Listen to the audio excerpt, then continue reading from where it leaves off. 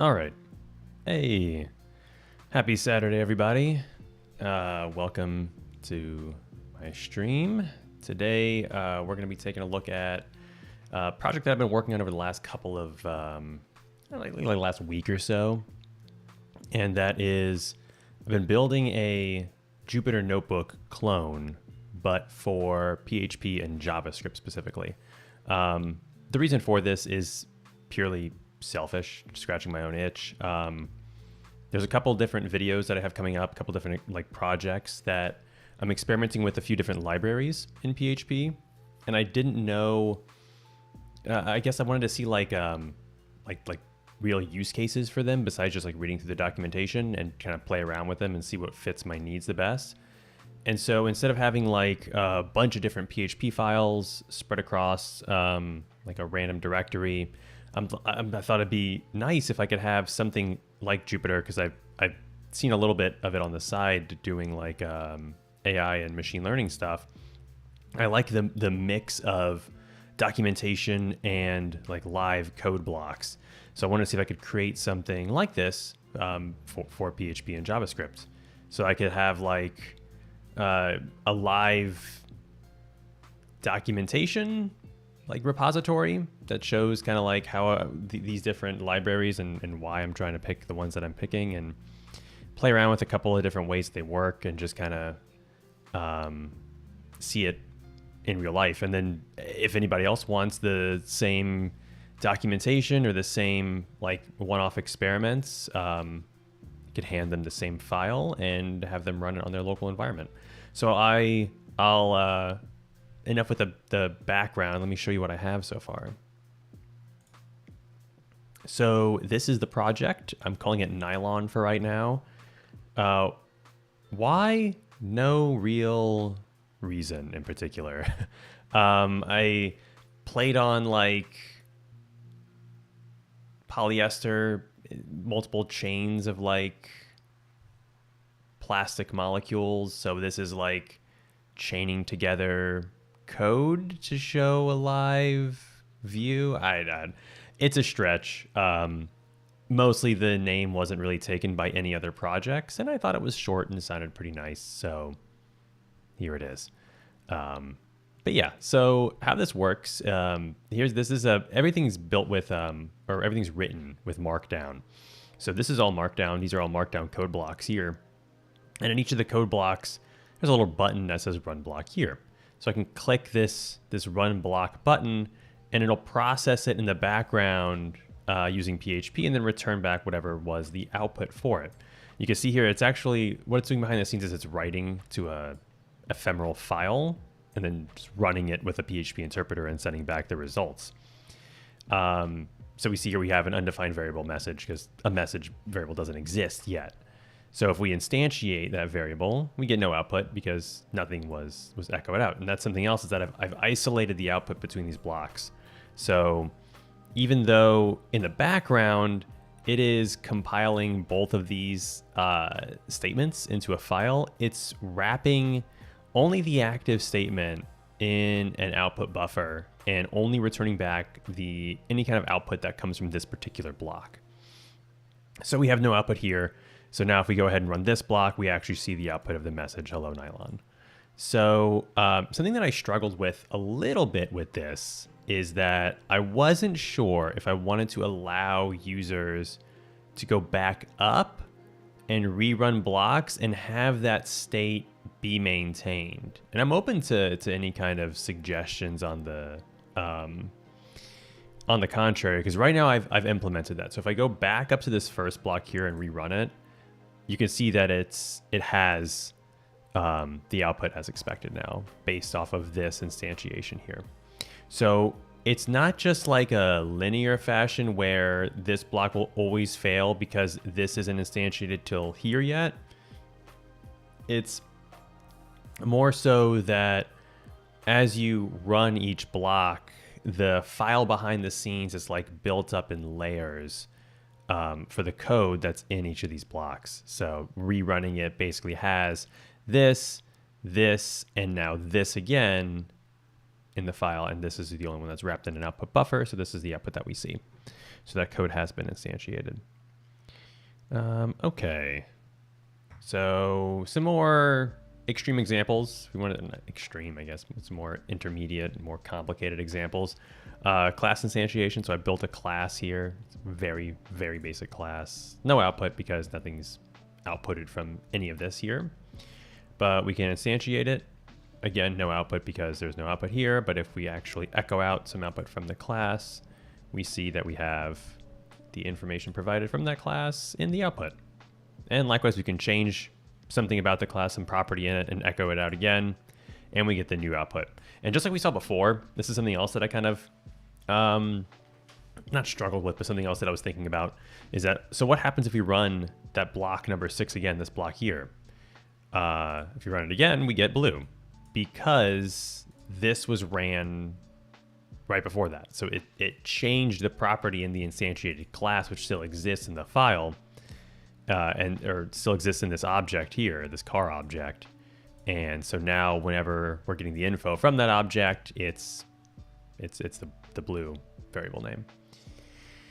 And then, yeah, so the thing that I needed the most with this is external libraries. I needed to be able to download and use Composer dependencies in these projects so I could play around with these libraries. That's the whole reason I built this in the first place. So I implemented that and have it working. Behind the scenes, there is a front matter YAML block in the beginning of each markdown file that has a dependencies attribute. I'll show that to you in a little bit. You still need to require the Composer autoload library. I don't know if that's something that I'll inject later on, but for now it's a requirement. So if we require that file and then have a use statement here for the carbon library, we get no output, again expected. But now if we can use that library, we can instantiate carbon and get a time out of it with that object. So yeah, and then we can run through different carbon methods and see that it is working as expected. So yeah, that's where this project is now. Where I would like it to be is a little bit more, I don't want to say robust. I'm trying to think like what I would use this for, or what I would want to add on to this for better use cases. So I think like some kind of numbering system and being able to easily navigate to these different blocks would be good, instead of just like using a heading here. Would be able to have like a 1, 2, 3, 4 down here, like for each of these blocks, like Jupyter has on theirs, and then maybe better debugging or better output from these blocks. I don't know if I like just the standard output here, because also like one of Jupyter's biggest use cases is in data science. It's in a lot of like graphing and simulation stuff. This is less of that because just PHP and by extension JavaScript doesn't have a ton of libraries associated with data science. JavaScript has more than PHP does. JavaScript has a decent amount, but PHP really doesn't have any. So this would mostly be like for web development and like actual like software engineering stuff, as opposed to data science and like raw output and training data and stuff like that. So yeah, I don't know what to do with that part, but as a teaching method or as a teaching tool, that's kind of where I'm aiming this toward a lot. Is I would like to be able to, so if I create an open source library or if I create a video explaining some kind of concept, it'd be nice to package everything into a markdown file, put it in a repo, and then tell people, okay, yeah, download this this markdown file and run it with this tool. And then, you can easily play around with the inputs and outputs, the library, the documentation, whatever like the lesson was for the particular thing that I'm teaching is. And so there are some hiccups right now with this, just based on the crappy way that I coded this. So if we refresh here, you can see that it takes a minute until like the page loads up. So it's like 1, 2, 3 seconds long. And that's because each time that the page loads up, it's actually running Composer install in the background to get those dependencies out and put them in that local directory, which you can see here. So it's in my current environment, it's users recording nylon or .nylon. There's a hidden folder here that keeps all of the library stuff in. And so it's actually downloading Guzzle and Carbon into this nylon library and using it as a vendor directory. And that's where we're pulling the Composer dependencies from. Better way to do that, 100%. But for right now, it does the job. And then I have a run all button here. If I click this, it just runs through each block. Now, it doesn't run through each block and keep tabs on when the block's output actually happens. It is just basically clicking each button dynamically and then waiting 2 seconds before the next button click.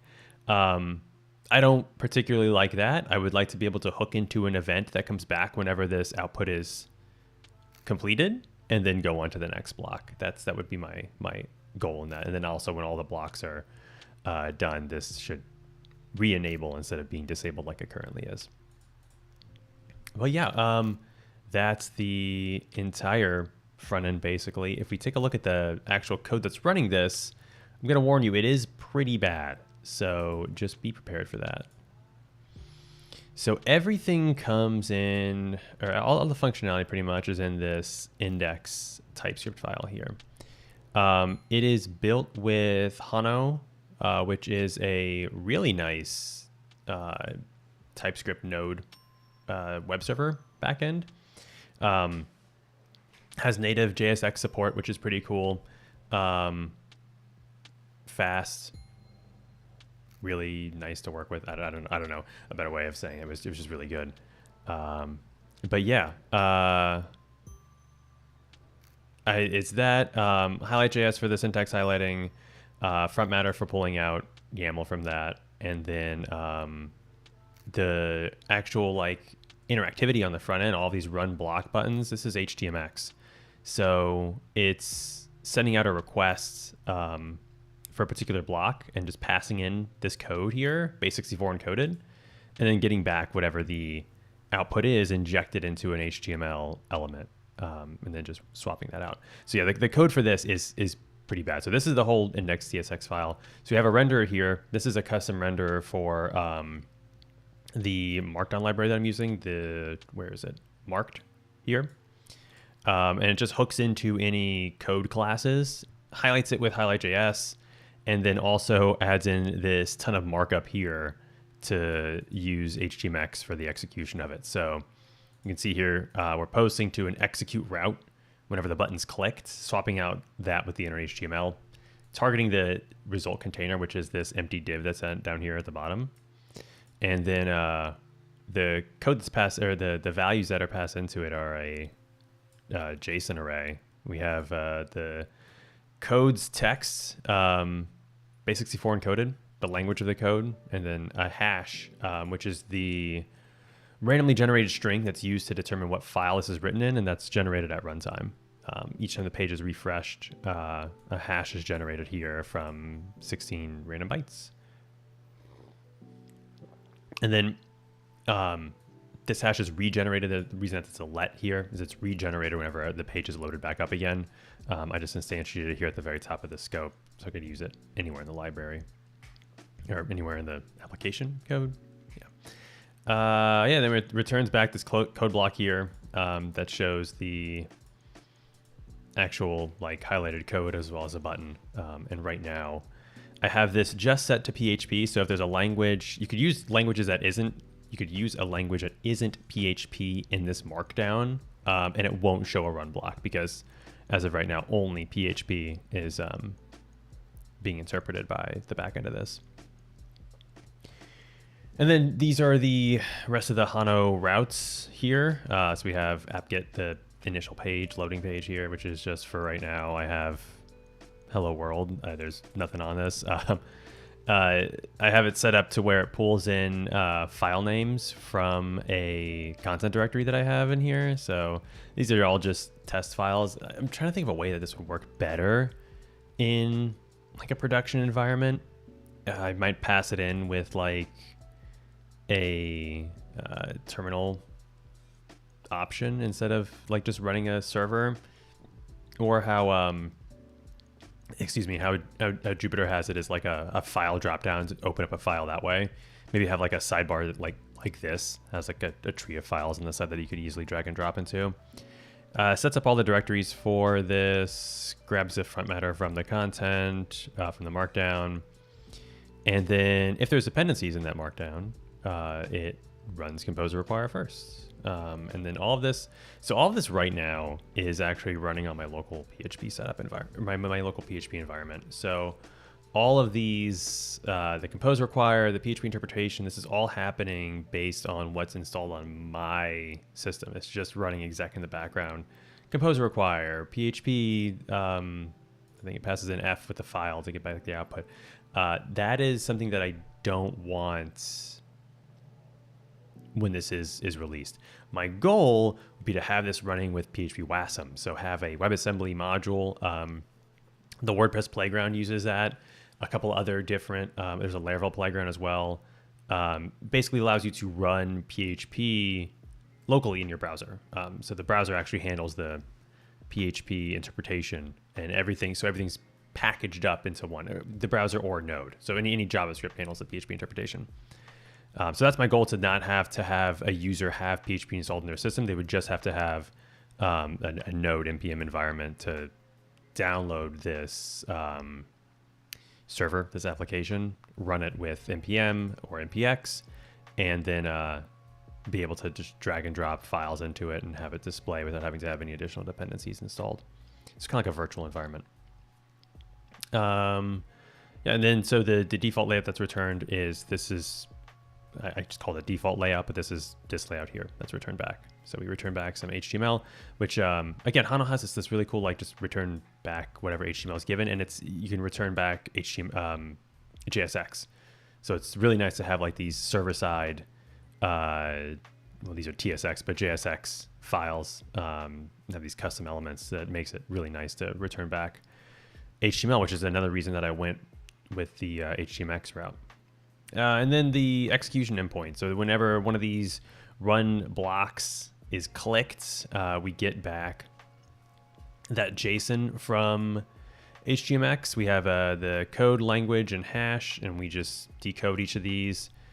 If the language isn't PHP, we get back only PHP execution is supported currently, which shouldn't display anyway because the button is hidden, but just in case, I have that added in here. A nylon directory is created if it doesn't exist already, which probably should have this somewhere else because I'm looking for dependencies in, there's somewhere else. Oh no, I have this here, this. Yeah, so I don't know why I have this in two different places. Oh well, whatever. If the directory doesn't exist, maybe you deleted it while after the page loaded up, but before execution, so it's good to have it in two different places. But anyway, the file's created based on the hash. The code is added in here. If there is existing code in the file, it adds to it. Otherwise, it includes just the starting point for PHP. And then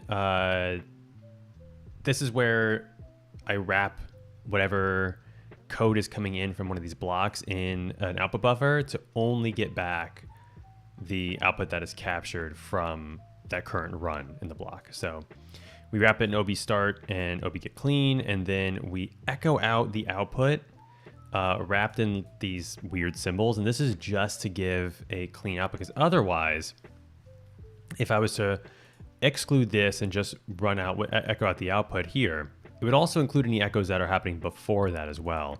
Because just because I have ob start in here, it doesn't mean that everything before that has been like flushed out. So I guess I could wrap everything before that in like another ob start, clean it out, but ignore the output and then do this way. But I've just found this to be easier. And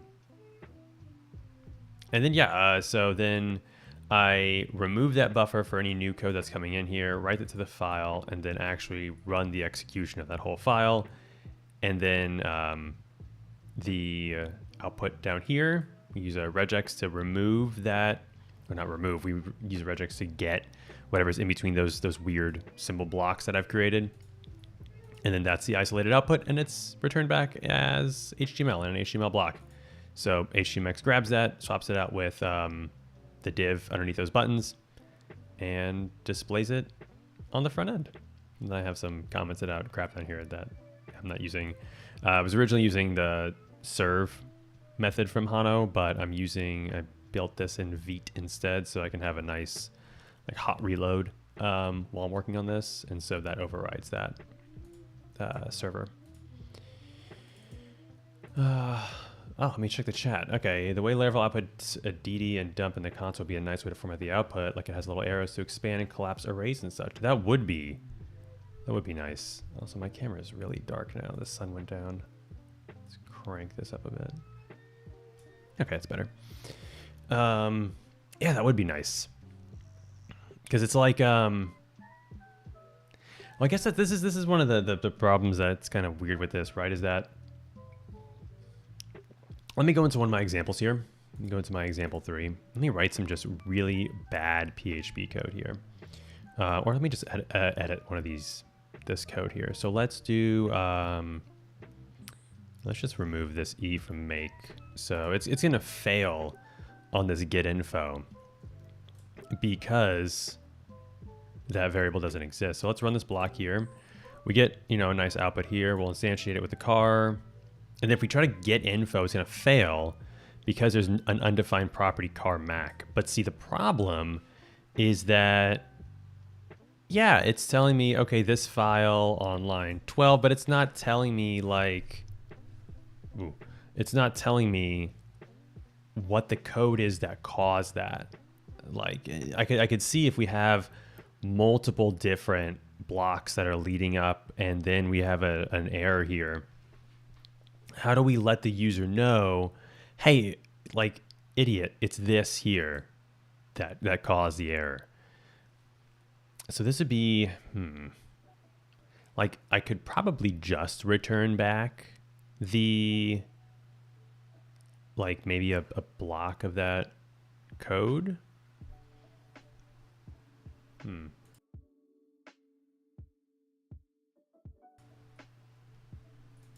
See if I can get like the surrounding lines that are being referenced there, and then excuse me, and then call or display that on this section here.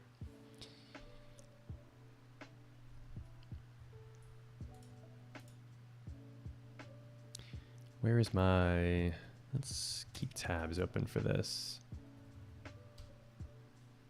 Oh, not hide.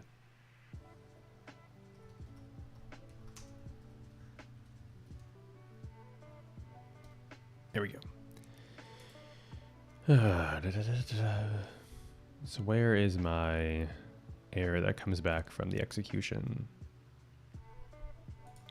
Yeah, so here we're just executing out the whatever's in standard error.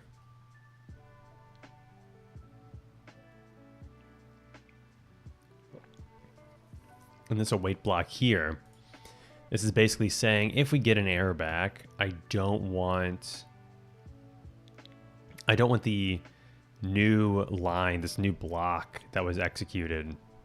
I don't want this code to be in that file. So this allows us to like rerun this multiple times.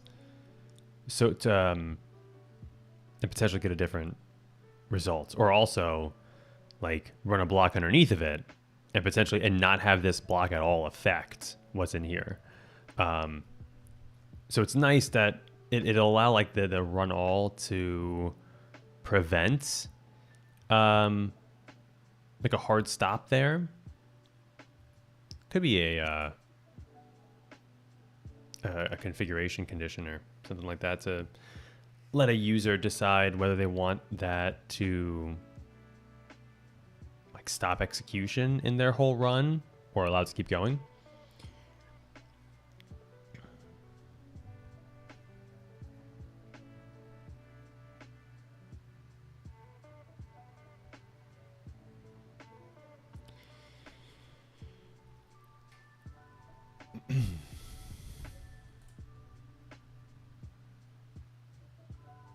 What are we doing?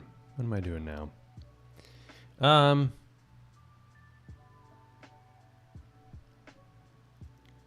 I should have thought about this before starting the stream, like what I want to work on for this. Oh, well, it's Saturday.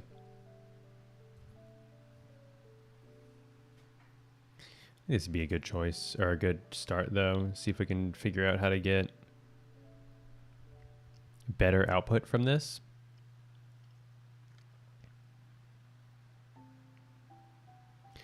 What does PHP give us if we just run like PHPF on that temporary file? Like, so I know the standard error, it's what's just being output directly to this HTML, but it's like, what is the full output that happens if we run, ooh.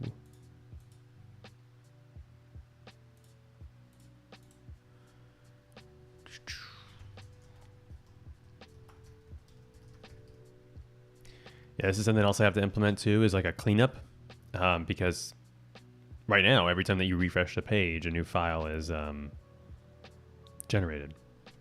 And also, whenever you refresh between pages, any composer dependencies that existed on one will carry over to the next as well. So it's like I want to kind of clean that out in the back end. It's like I don't know if I want to have each page be its own like folder, because I feel like that could get messy really fast, but I'd need some way of like isolating the dependencies, because also could potentially you could want a different version. So it's like I could go up to this example 3 here. Oh, this is what the top of the YAML file looks like in a markdown file. So like for these dependencies, I could potentially, because I'm running it, I'm just basically saying, all right, for each of these, grab this string here and run composer require. So I should be able to limit or not limit, but set the version on it. I think it's like with @ it's either @ or colon. So you do like, you know, oh, I want Guzzle 3.4, but another project I want the latest. So you would want that kind of isolation between pages. So I just don't know how to handle that yet.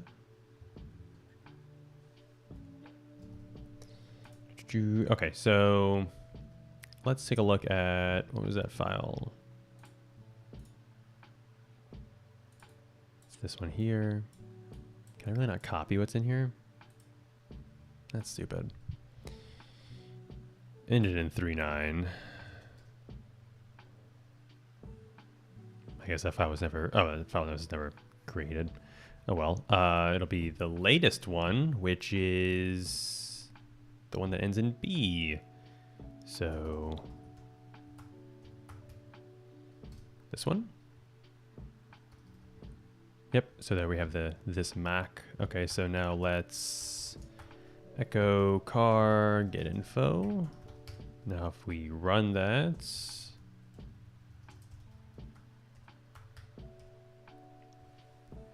yeah, see, all we're getting is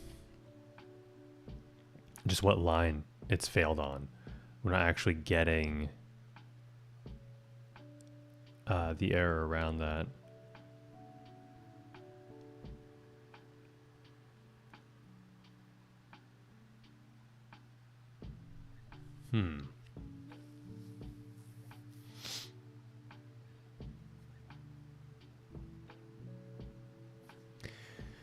So I might be able to pull out,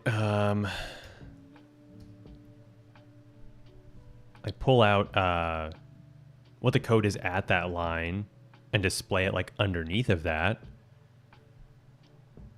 Might be good for like right now.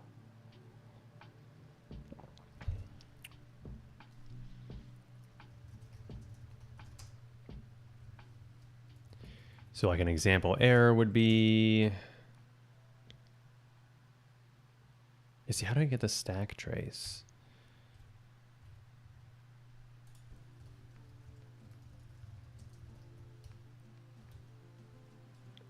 Debug backtrace, debug print backtrace. Prints a PHP backtrace.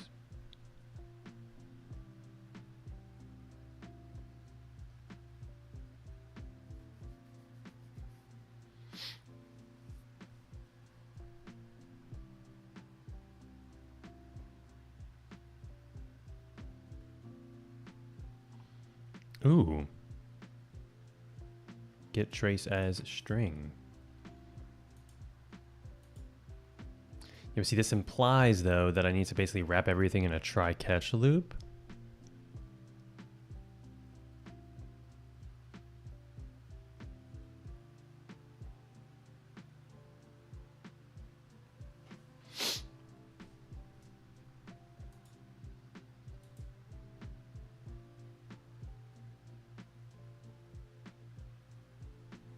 Where am I adding my PHP code to? Maybe here.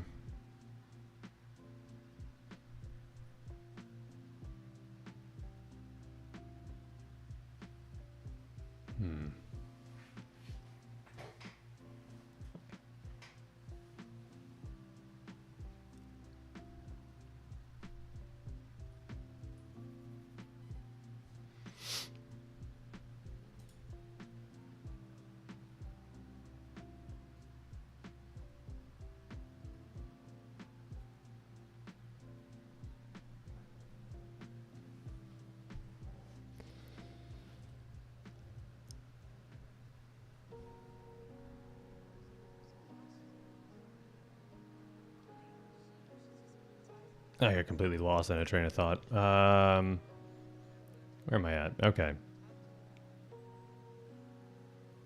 So it'd be nice to see if I can get the stack trace from PHP at any given point in time. So I wonder if I can do that. If I can just basically always have some kind of exception waiting for me. And then call a stack trace from that.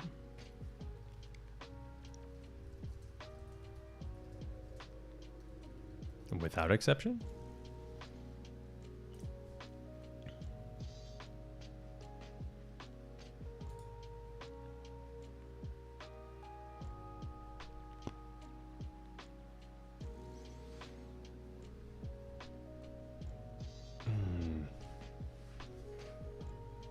Yeah, but see this, I don't necessarily like this because I don't need a full trace, right? Because it's like a lot of this code is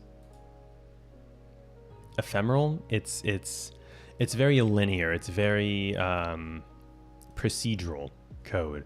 Even if you're writing like class-based structure like this, for the most part, these kind of documentations are going to be very, it's one large file. It's very straightforward and linear in fashion. So it's like, I don't know if we would need or want to have like the full trace out. I think the best thing might just be, hey, like highlight this is the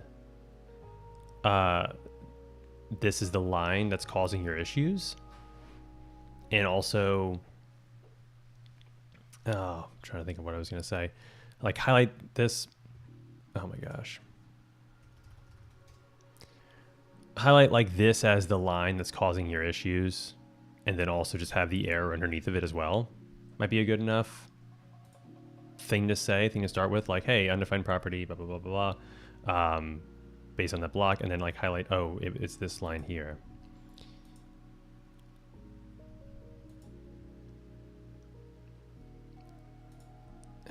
So let's see what we can like vibe code our way into this. So yeah, here's the example error. And we're going to extract the line number from the error.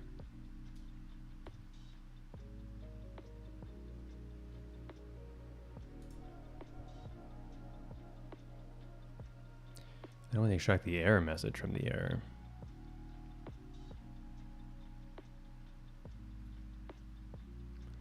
I mean, actually, I wouldn't mind that because I don't care about the file purely because it's basically supposed to be hidden behind, it's the man behind the curtain. Why do we care about what the file name is unless you're going in there to like hard code or like hard debug something? Why would you even care about it?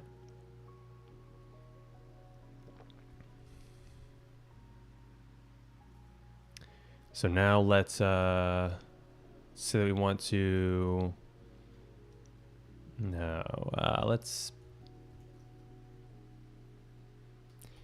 print the error message and the line of code that caused the error. That sounds good.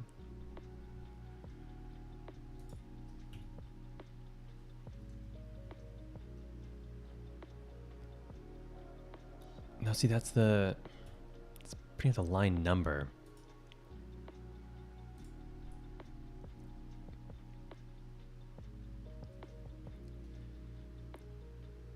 Because now if I do, all right, line number and error message, like what is, oh wait, here we go.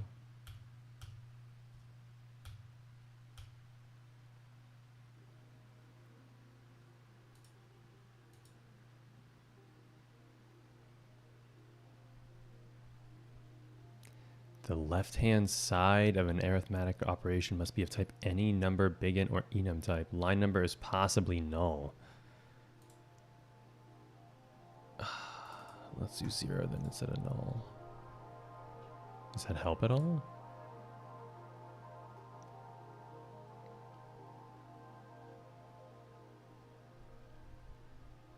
How is that not a number? If anyone's watching this, by the way, who doesn't know, yeah, I'm not a huge, what's I'm looking for? I'm not super well versed in TypeScript. This is like my third big TypeScript project, not even big project, but so just if anything looks stupid that I'm doing, bear with me because it probably is.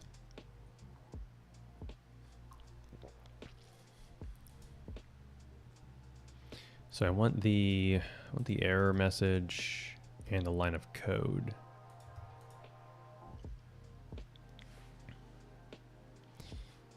All right, yeah, here, let's.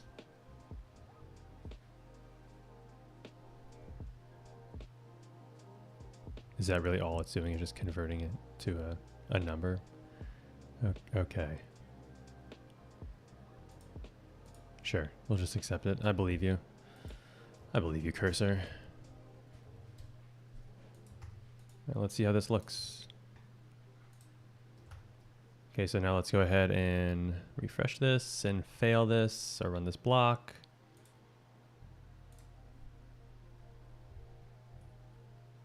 Okay, so we have the line. That's good.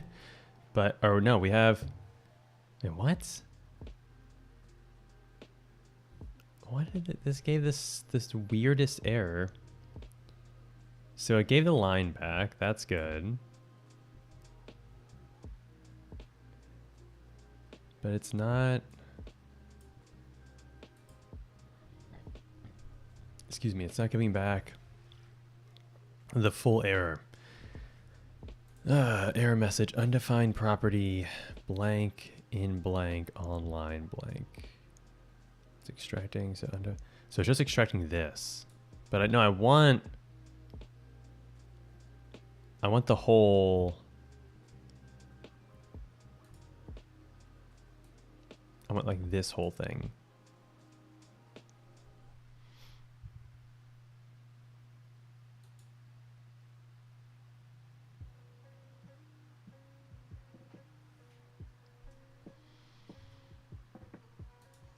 Also, like, I know it's efficient. I get that. But man, I cannot stand the fact that a lot of these AI helpers, whether it's Cursor, Claude, or anything else, they love to reach for regex. Like that is their bread and butter. And I hate it because I don't understand it and I don't pretend to, and I probably never will. I've resigned myself to that fact, and I'm okay with that.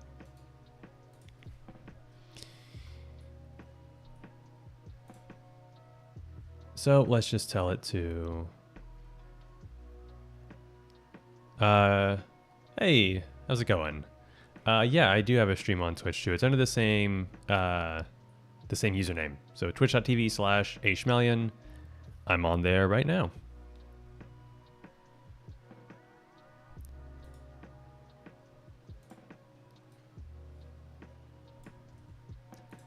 In an error that reads this, it's only returning back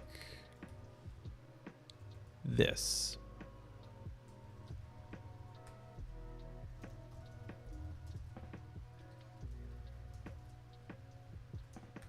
Actually, here, let me, because this is pretty correct in most of it. It's just not all of it. So in an error that reads this whole error here, it's only returning back CarMac, but I'd like to return back undefined property CarMac.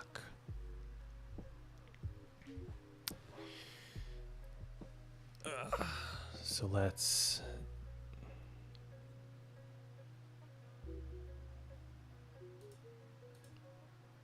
Yeah, but again, this is just, this is only just matching undefined property. There's other errors that could be happening inside of this. So maybe just everything before the in.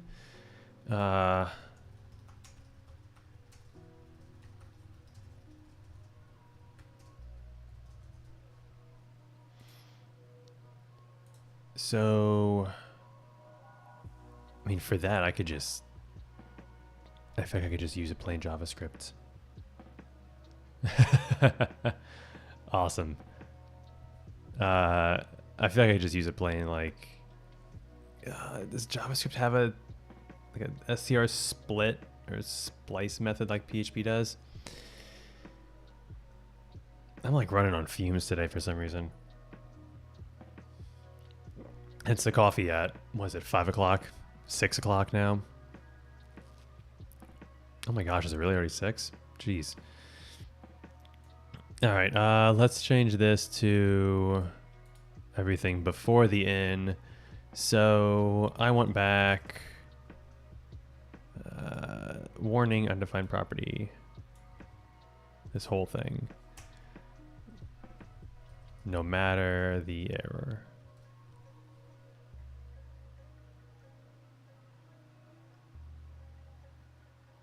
I'm actually curious, by the way, like how people, like you all in particular who are watching this stream, I'd like to know, like, what do you think about, like, the fact that I'm using cursor on this stream? Like, does it take away from what I'm doing? The fact that you're like watching someone code, does that take away from like the beauty of it? I don't mind just like trying to go in myself. The alternative would just be you see me Googling information. But I'm curious if it makes you feel bummed out or if it takes away from any of the magic or anything like that. Okay, cool. So undefined property, CarMac, and then we have the line after it of what went wrong. Now, so this is where things get a little awesome. Yeah, my experience has not been the greatest. This is where things get a little tricky, though. So what I'd like to see happen, I don't think we're going to be able to do it, but what I'd like to see happen is see this highlight the string that went wrong in the block that had happened. And the reason that I don't think that this is going to be easy to do so is kind of twofold. Is that one, if we just go based off of string, this string could theoretically be in different, like multiple different blocks. If there's like a particular error, it could highlight the string in multiple different blocks. We could combat that by determining what the line is. So we're already getting that line information, that line number here. And what we could do is kind of like roll through the file, determine like which lines are actually associated with which blocks, and just pick out that one and then highlight it there. That seems overly complicated right now. But also having to highlight a particular block in one of these, or a particular line in one of these code blocks, is gonna make it a little difficult because I reached for HTMX for the front end. All of these are basically isolated, divs that the whole of this page isn't that interactive. I'm not running, like, this is just pure HTML. I'm not using React or Vue or anything like that on the front end. I'm actually like, for some small interactivity, for like these buttons up here, it's just vanilla JavaScript.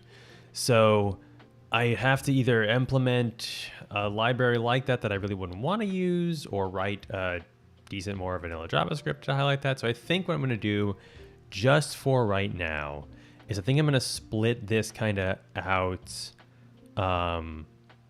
like these outputs here, and just have it display these two lines for now.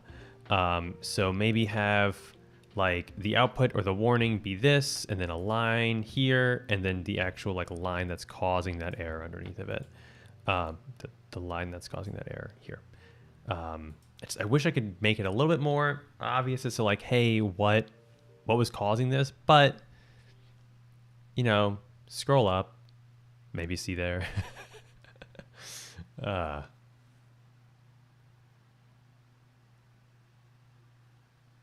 I thought I'm still very much new at this game, by the way. So I thought I was in software and game development, and had the tags like set appropriately. I guess I don't. That's a bummer. I'll have to figure out how to do that first of all. Someone else said a unique ID for each block's HTML, then use that in some sort of CSS selector. Oh. That's not a bad idea. That's kind of how like scoped styles does it in Vue. How like they pre-generate weird CSS rules for like each element and then use that to style it based on the injected styles. So it might be nice to do it that way.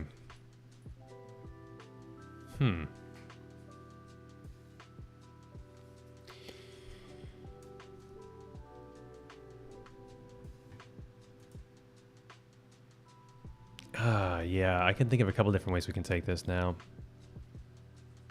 CSS might actually be the easiest way to do it. Because if all we're doing is just highlighting this, which is all I really care about, is I just want to say like, oh, highlight, you know, this line here. It might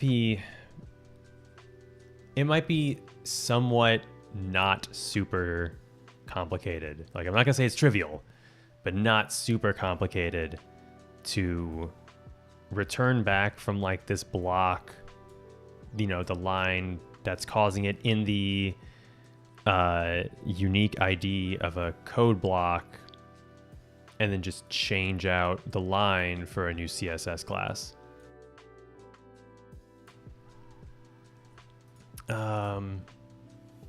Okay, but yeah, like I said, for now, I'm just gonna modify this output a little bit to make it a little bit nicer. So what do I have for the green outputs here? Let me get rid of this terminal. Hello? I was gonna toggling the terminal. There we go. So we have this block here, which gives us that normal good output. And then let's add this in here.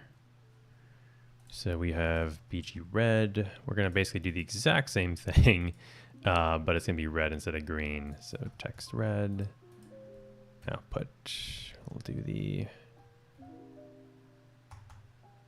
error is error message.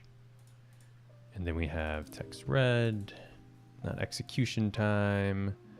We're going to be doing the line of code, border red. Do I have anything else that's green in here? I don't think so. Let's get rid of this then and see how this looks.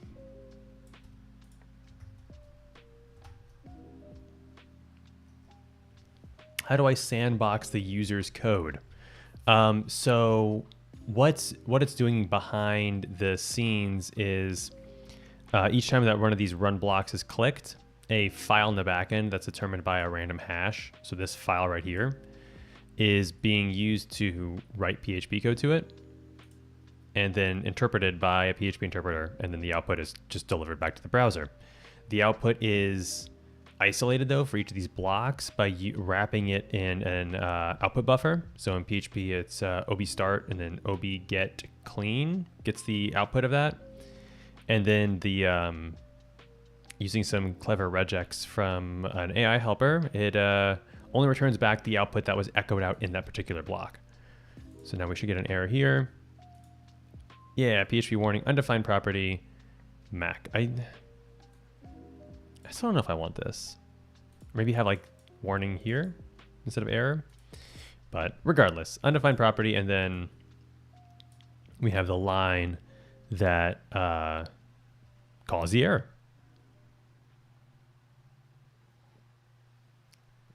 So I'm not unhappy about this. Now I wonder if well, I can't really see that because none of these are editable. But so now if I go back in here, let's go ahead and go back to our example. We edit this. And now we can run through everything just as expected. So we have this, and boom. I do wonder if I run this, undefined variable message, undefined. Why is this undefined?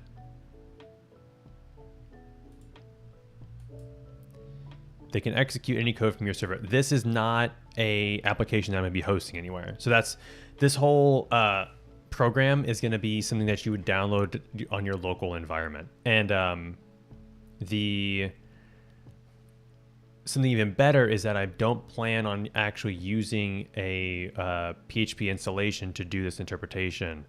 I plan on using PHP Wasm.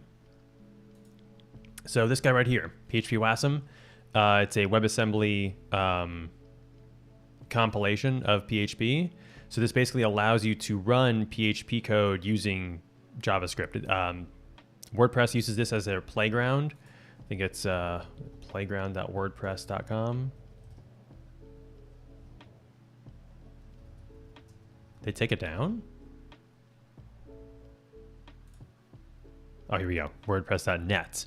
So this prepares an installation of WordPress. This is all running in the browser. Like this, even though this is built with PHP, none of this is hitting an actual server. It's all, that's loud. It's all being done in the browser. And so when I package this up, when I finish building this first version out, or version 0.1, it'll use PHP Wasm to do the interpretation. It'll just be doing it from the Node.js side instead of from a browser side. PHP has been fun, man. It's something that I reach for on a regular basis, and I like using not just PHP. I like using languages that aren't meant for doing something or I like using languages that are meant usually for one thing and doing something completely different with them. So like this is a good example of using PHP for this kind of stuff, but even more like broadly, where is it? This, and if you can see it back here, right there, this is an answering machine that I'm getting running with JavaScript, because like, why would you want to do that? Why would you use an answering machine for JavaScript? I have a dot matrix printer in my closet that I got working with PHP. It prints out my news every morning using PHP that's running on a Raspberry Pi, Raspberry Pi Zero. And it's like, I don't know, the language has gotten better. I know it because I use it on a daily basis for my work. So it's like, it just comes second nature to me. Why am I going to have to learn like, oh, there's a lot of libraries for phones and printers in Java, so I have to use Java. It's like, no, I want to try to use PHP to do this. It's fun and unexpected. And I think the world could use a little bit of both of those. All right. Yeah, so errors are looking okay, but I don't know. Why is this undefined? This should just be showing. Oh, I know why this is undefined. It's because like there's nothing to reference it. So usually, so for like this error down here, when it was erroring out on this, it's because this file was, or this block here was calling code that was already written to the file. So because this didn't output any error, it wrote this whole block correctly to the file behind the scenes. And so it was able to reference that line afterwards. But because this errored out, it didn't write this. And so there is no line to be displayed. So in all honesty, I could probably just print this out if a line doesn't exist. It should just be determined, or like it should be assumed that the code that's causing it is the code in the block. You have more questions, but I don't want to bother you too much. I'll keep watching. Not a bother at all. Anybody is welcome to answer any questions. Anytime I stream, it's not anything super serious. I welcome and expect any kind of community feedback or any kind of questions. This is the perfect time to let me know. It's what I'm here for. Yeah, so if the errors don't match, it just returns back a null right now. So undefined variable message, that's okay. That's a message. It'd be line number. Okay, so the line number is 0, right? Because there's no match for it back, and 0 minus 1 is it's nothing. That's not good. I could probably. It might be because new content with buffer. What am I doing down here? Output match.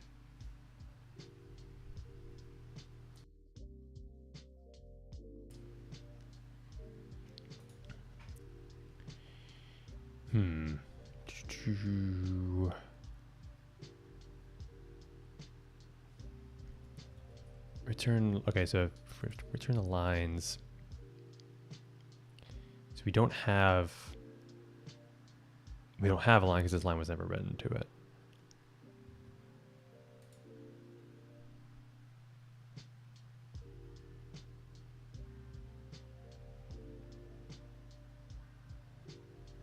Because here is where it actually writes that out.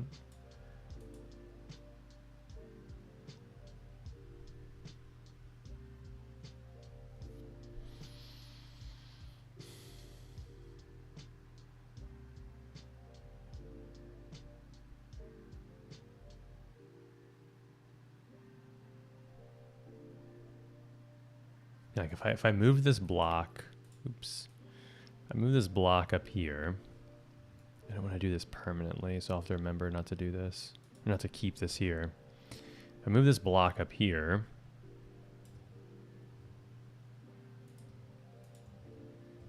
then I should see my error message coming out.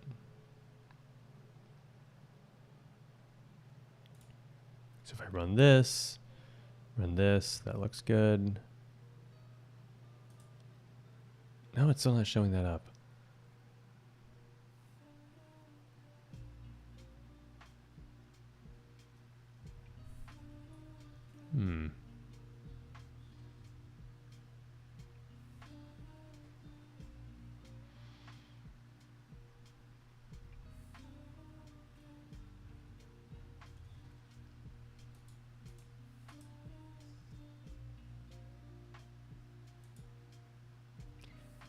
Oh, wait. It's because... Oh, I know what I'm doing wrong, I think. Okay, so it's because I'm writing over that file first before I'm actually getting the output of it. So let's put that at the very bottom here. So this clears out that error, whatever caused the error in the first place, but only after we pull out what actually caused the error. So now let's retry it. There we go. Perfect.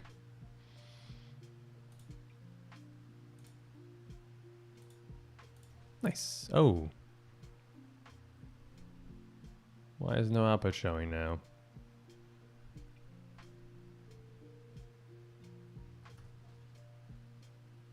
What did I break?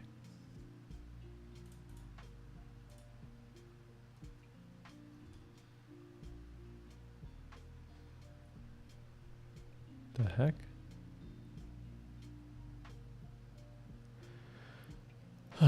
Okay, let's go to the chat. The JavaScript community is gonna be bamboozled. PHP has caught up to them. Yeah, it's pretty wild. I find it funny. So I've been in the PHP ecosystem like 12 years now. It's what I got started with. It's what I still use the most on a like daily basis. And it's really funny. A couple of years ago, whenever I think it was a couple of years ago, whenever Next.js released their like backend components, and everyone was joking that they just reinvented PHP and like server-side rendering, and it's it's funny because it basically is like I was very much mocked for learning PHP when I got started. It was, you know, a dead language. It's not going to be used anymore. It's irrelevant, and I'm happy I hitched my wagon to it because it's been consistently. I feel like it's been consistently getting better in the right way. A lot of languages, a lot of frameworks kind of tend to overcomplicate things for the sake of overcomplicating them. Like, it's almost like justifying a reason for existence by sheer complexity. And it feels like PHP is kind of doing the opposite of that. Like, it's, oh, we want you to build more stable applications, backwards compatibility, and just an easier tooling and way of doing things. So that's what we're working towards. That's what you have. And for that reason, I like it. Yeah, I mean, you got, if you look at like a proper like PHP 8 application versus a PHP 5.3 application from like 10 years ago, it is night and day. Like, it is almost like writing a completely different language, but you have the best parts of it that still exist. Like, the simplicity still exists. You just have more, I don't know, modern touches. You have like strong types that you can do, type hinting. What are they called? They're not called attributes. Like are they attributes? Or like the decorator pattern basically that you have now. Yeah, it's a good time to be a PHP developer. It's a language that kills people if you work in PHP Legacy. Yeah, no, PHP Legacy is terrible. I spent years working with WordPress.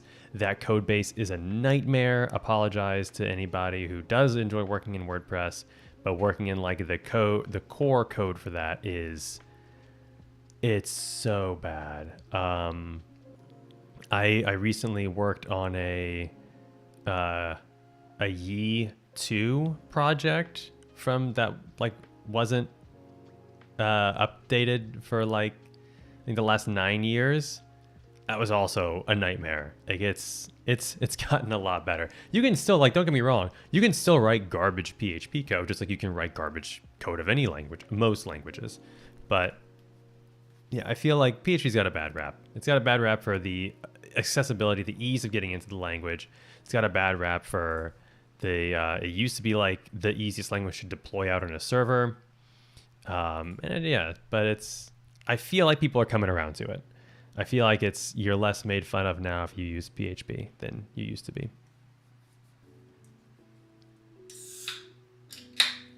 WordPress is not PHP, it's a MySQL wrapper.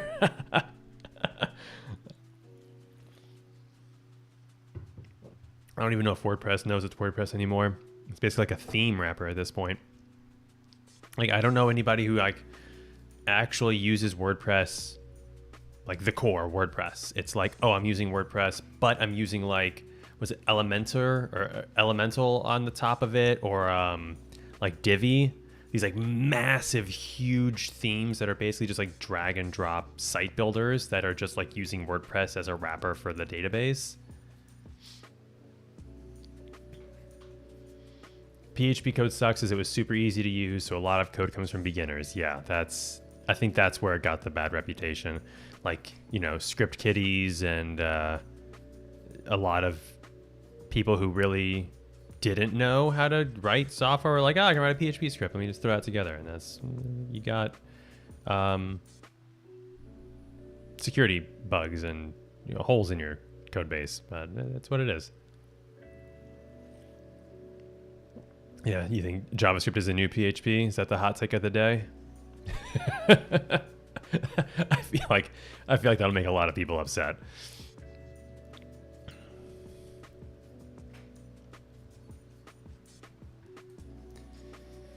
Oh,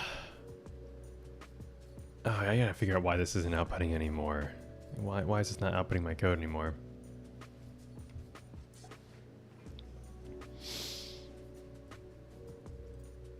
Let me just remove some stuff here. What did I get wrong?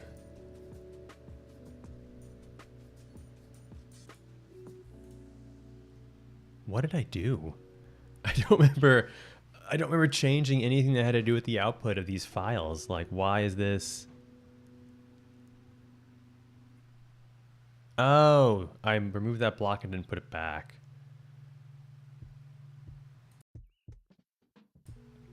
I think that's where I went wrong. Is that where I went wrong? Chat. Yeah, that's where I went wrong.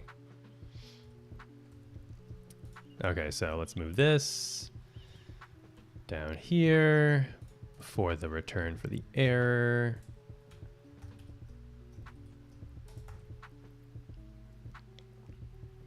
So now we should see, yep, good output here.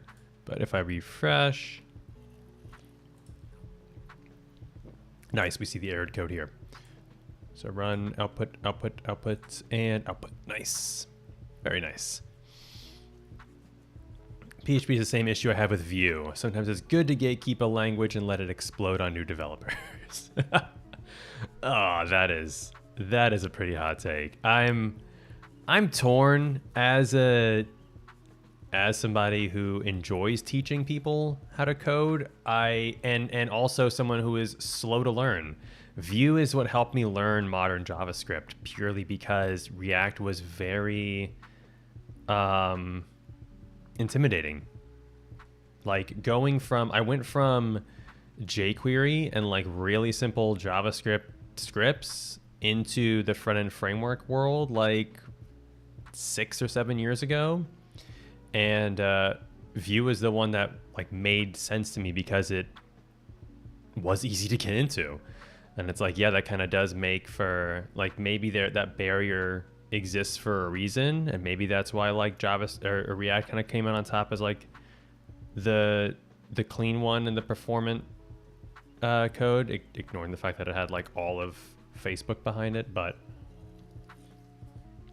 I don't know, like I think things should be easier to get into. It is easier nowadays with like AI to have that back and forth and have things dumbed down for you a little bit to learn better. I use it for myself, but yeah. I started with React and rewrote in Vue, and I'm loving it way more. Yeah, I write React for work. Our main application is built with Next.js, and I don't love it. I do like the JSX syntax, I will admit. Like if I take a look at like where I have some views here. So like, my index view here, my default one. This is a bad example because it's mostly just crap JavaScript. But like I don't not like the JSX syntax. But I feel like once you expand out of fairly simple components, and like I feel like React was built for a purpose. React was built for Facebook. It was built to help with their like really extensive front ends that had a ton of moving parts, and it works pretty well for that. But for like a whole front end application, especially if you're a smaller builder, I feel like Vue just makes things way more easier. It more aligns with how like markup looks. Also, let's ignore the fact that I cannot stand that class is class name in React. That's like my little bugaboo. But yeah, having to opt out of reactivity everywhere is so much nicer. Yeah.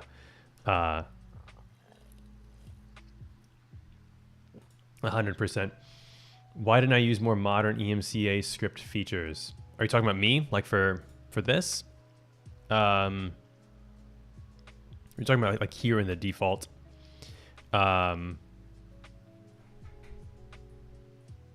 What features? Oh yeah, I'm gonna be honest. I'm just kind of like throwing this together at this point. Not a lot. I would say probably at this point maybe a quarter of this code was just me tabbing through cursor and seeing what it would do. This is not by any means what I'm happy and want to release yet. It needs to be refactored a decent amount before I'm happy putting this out on GitHub and putting out a first version.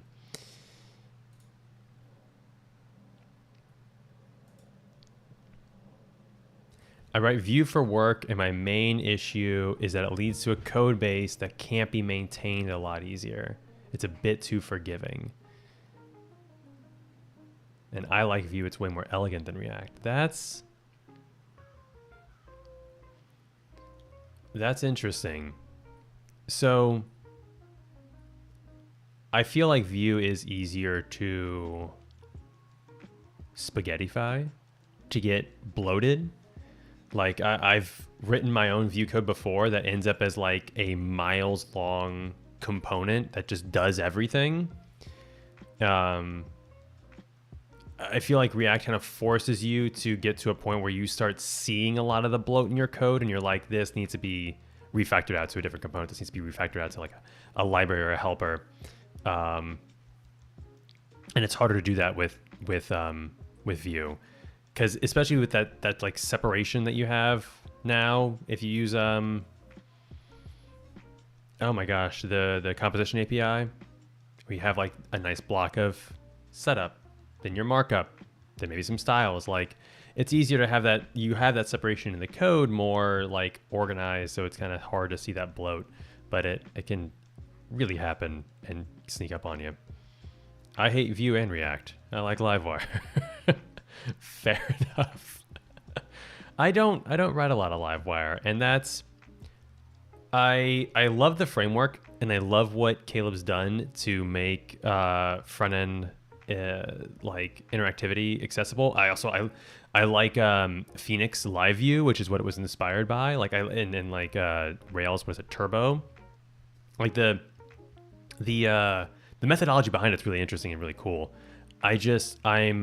I like writing front end code sometimes. Like I like working with JavaScript, and so I like having that separation of concerns. Like, oh, if I'm working in the front end, I want to be in a front end directory and I want to work with React or Vue code. And then if I'm in the back end, I work with PHP and I work with the API instead of having like them like mash up together too much. It makes it feel cleaner for me usually. That being said, that there are some instances where I have used Livewire and I like it. If I'm building like an admin dashboard, it's nice to have a little bit of interactivity and just throw some PHP code in there and have it work like instantly.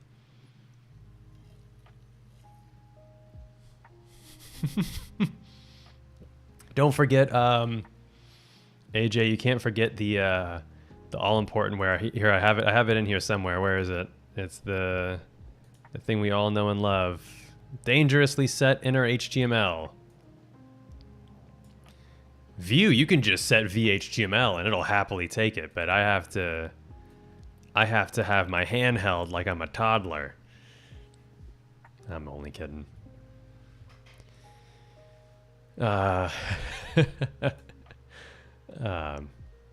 Geez, what am I doing here? What are we doing now? I'm gonna try to get JavaScript working in this. It's not getting too late. I'll be on here for at least I'll be on here for a little bit longer. I feel like I've done nothing. That's okay. Yeah. I have an example here for JavaScript. So I have this example 2, which has a basic JSX syntax or element that I put in here. And what I'd like to be able to do for this is kind of have it display the same way that I do the PHP But this might be a little bit more difficult because of styling. What resources am I using to learn the basics of how Jupyter works? Playing around with it. That was literally it. I don't know if I have it on this. No, I don't have it. Was it a different port? I don't think I have it on here. Yeah, no. On another account on this computer, I have Jupyter Labs like hooked up, and the reason for that is I've been tinkering around a little bit with LLM models, like local models for AI, and a lot of them use Jupyter Notebooks to kind of show you the documentation and stuff like that, and like break down. Like here, I was using Onyx DeepSeek. Let's see if there's a tutorial for this, or on someone's GitHub, and they used like a large amount of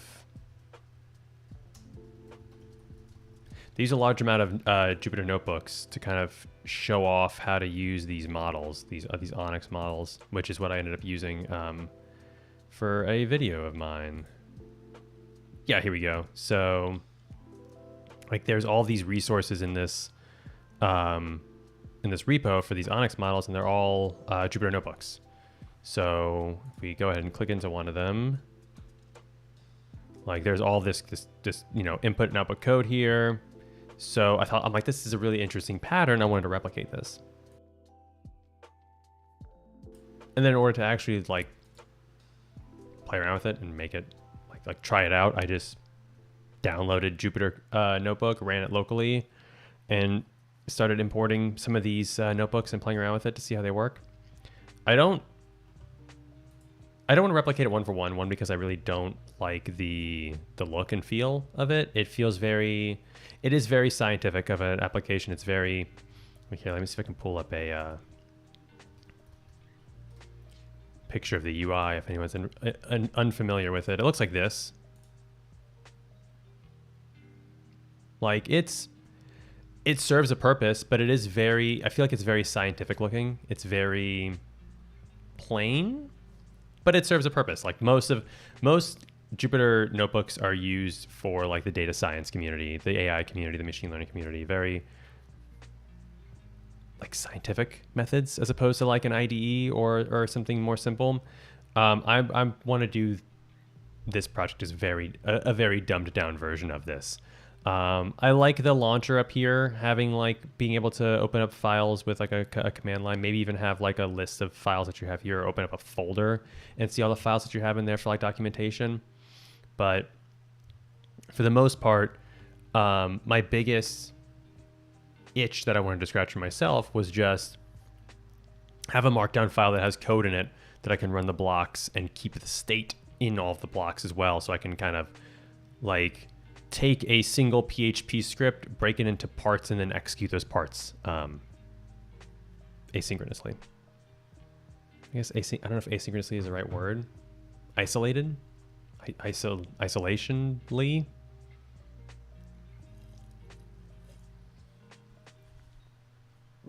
But so PHP was my big one that I wanted to do. And then I also wanted to do this with JavaScript as well. One, because this is already running in JavaScript, so it just seems kind of like, duh, why not do this? But also, for the same reason that I wanted to build this with PHP, which was to play around with some external libraries, I had the same ask for JavaScript as well, with the same itch, is that there's a couple different projects that I was doing with JavaScript. This answering machine was being one of them, where there was some libraries that I wanted to kind of download and play around with and see how they work. And in order to do that, it was, spin up an application and then, get everything installed and run it. Like it got to a point where it's like, I'm creating a bunch of like code files again and again. They're unorganized. I don't know anything like that's working in them. I don't know what I like in them besides just creating comments and lines of comments to try to figure out like and organize my thoughts. I thought this should be just a nicer way of doing that, and also a more easier way to share it, especially if I'm aiming towards people that might not be as experienced as myself or others in a particular ecosystem. I had an idea for integrating PowerPoint, D3 dashboards, and implementation of Jupyter.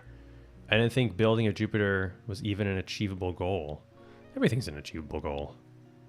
Like, hell yeah, do it up. That sounds awesome.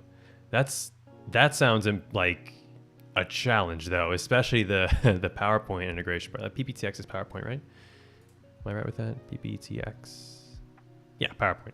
Yeah, that's impressive. D3 is a whole beast in itself too. Like that's, if you can get some kind of implementation of that working, that would be insane. But also I feel like that'd be like the business killer. Because I know so many different like I don't want to say like scientific, but so many different like, I guess like scientific and like business backed systems that just straight up run on PowerPoint. You'd be making like, I don't know, the world's best what's that like Google Sheets-esque application but better. It's not Airtable. It's something like it. Smartsheet, yeah. You'd be making like this Smartsheet killer right there. You got PPTX and D3 already working. That's crazy. If you get that into a stable place, you have got to show that to me. I would love to see how that all comes together.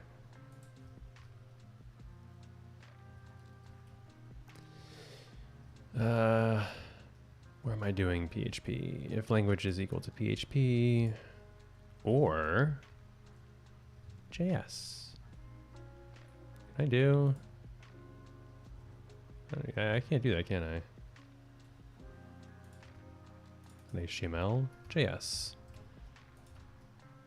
Oh, that's JSX. If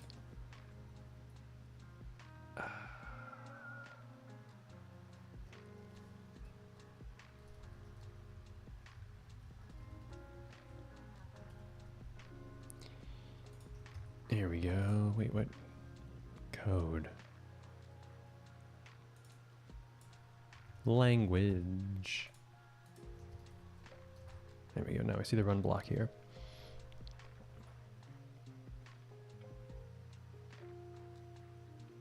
You're already using 3v4l from time to time? What is 3v4l? 3v4l. Oh. Oh, nice. It's like a REPL for PHP.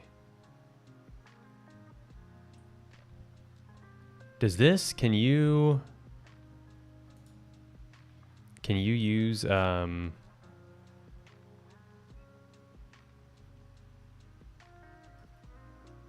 have a bugged UI. Can they, what's I'm looking for? Can they use composer dependencies in this? I don't think they can. I don't see any examples of it. This is pretty cool though. I usually use Playground for something like this. It works all right. I think I like that UI is a bit better, but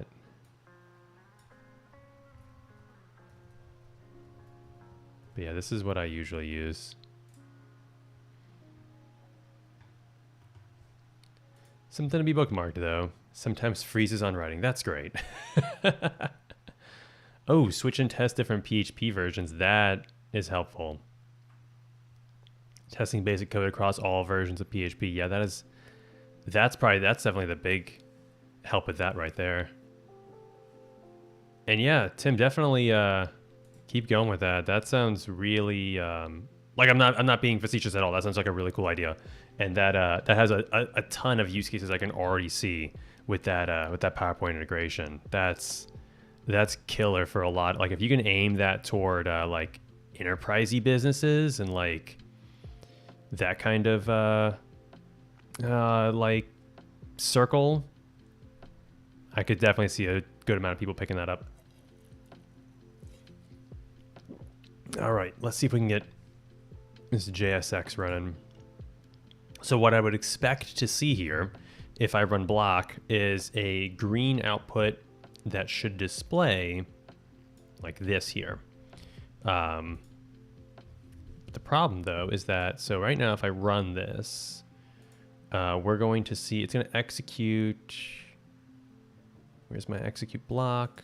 Yeah, see, this all needs to be cleaned up. I'm so ashamed of this, but let's keep it going. Okay, so if the language is not PHP, we're going to see only PHP code is currently supported. So yeah, we see that little warning block here. But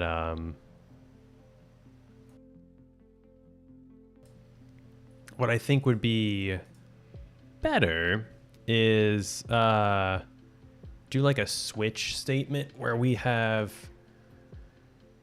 based on the language, different interpreters. So we have a PHP interpreter, and then we have a JSX interpreter, and then eventually a JS interpreter. So, and they'd also have to handle the code differently as well. And I kind of wonder if, so because I'm using Hano, I wonder if I can just call this CHTML on the code that's passed in.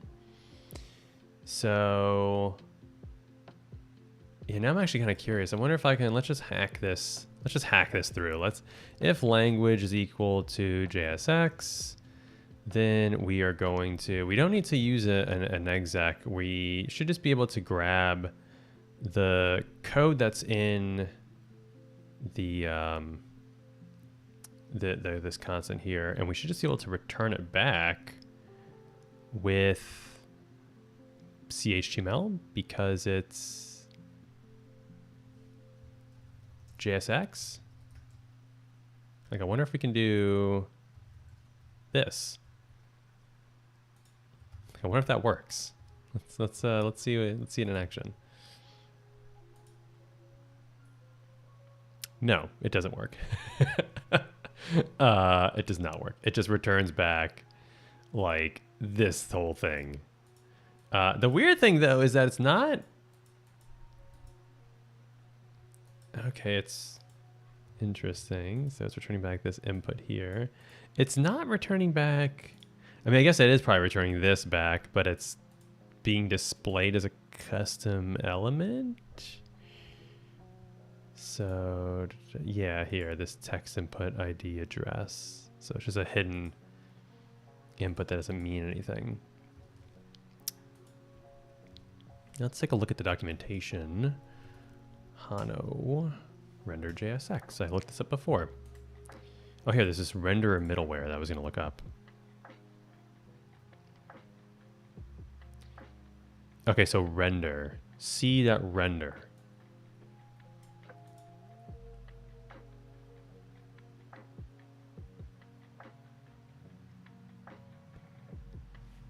So I wonder if we just, is render a...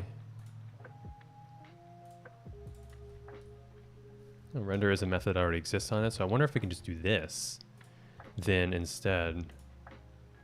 That didn't work either.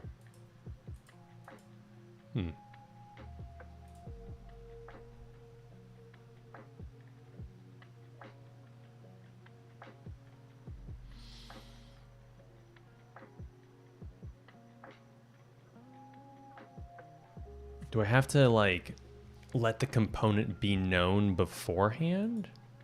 So like I wonder if I put, let's just try this out real quick. I wonder, let's put this here.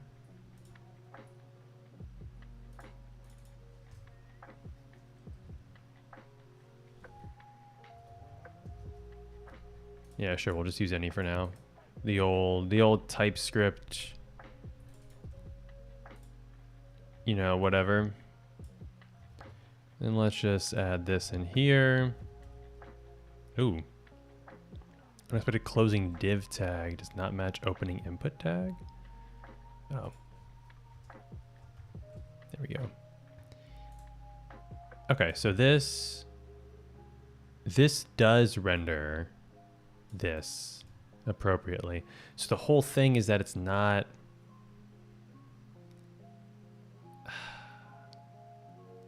I need to let the executed code know about the component ahead of time and only render out the part that I want to be output.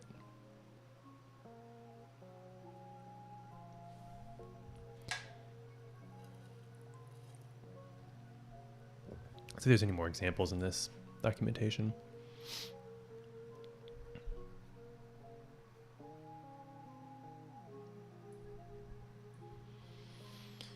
App.use. Okay, so this is if I want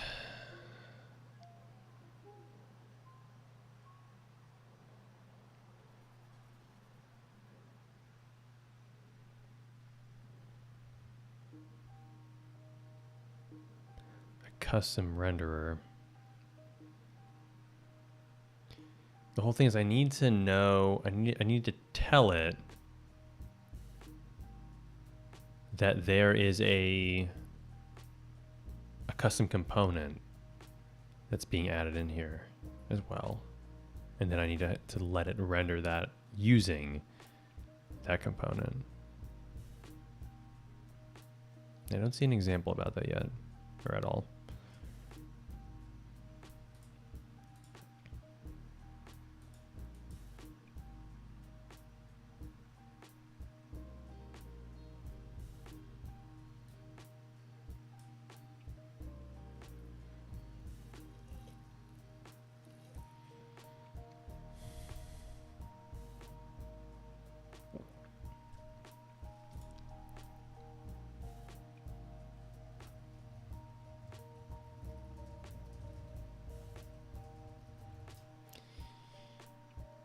Client components.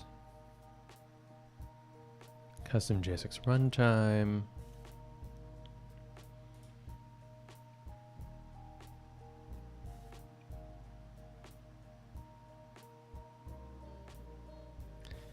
Yeah, this isn't what so I want this to be rendered on the back end. Like just like everything else is, you know, just like PHP is.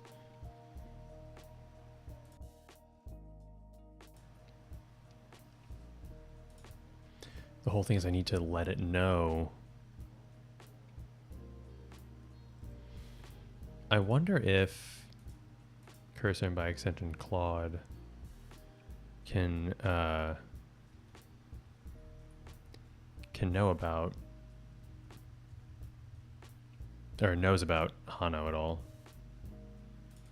See if they can maybe help us out a little bit with this. Let's create a new chat. And let's say in code, we have an example like this.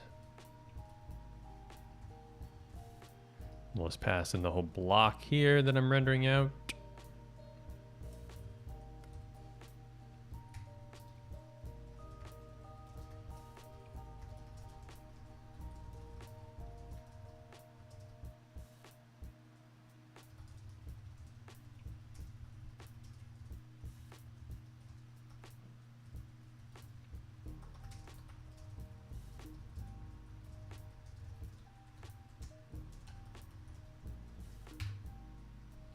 Let's see what it does.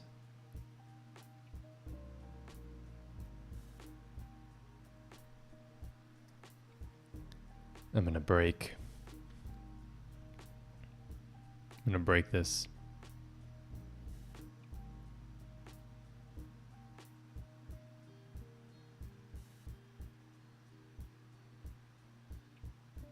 Oh my God.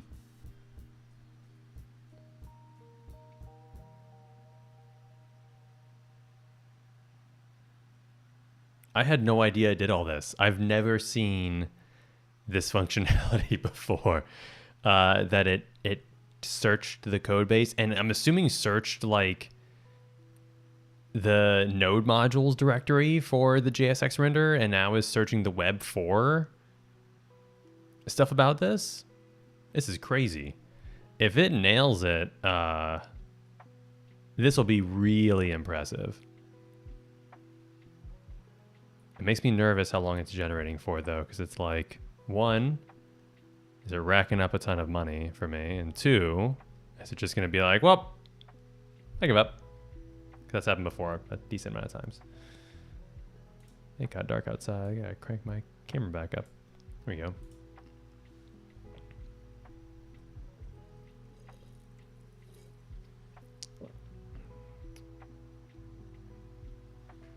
Do I have experience with PHP? Yes. PHP is the language that I write the most in. I've been working with it about 12 years. And it's my favorite language.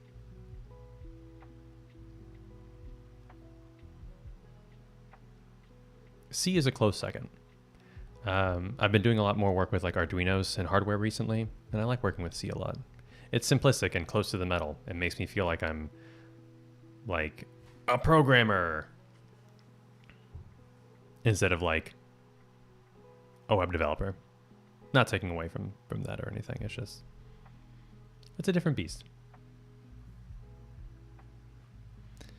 This is still going.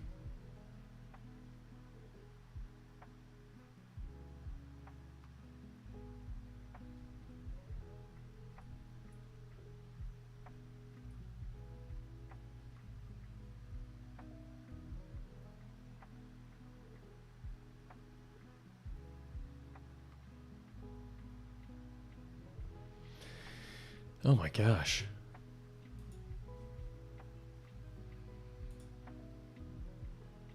Like, do you need help? I don't know what this button even does. Oh, do I have to click search? Oh.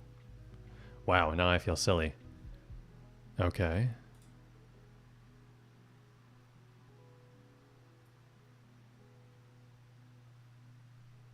Oh my gosh.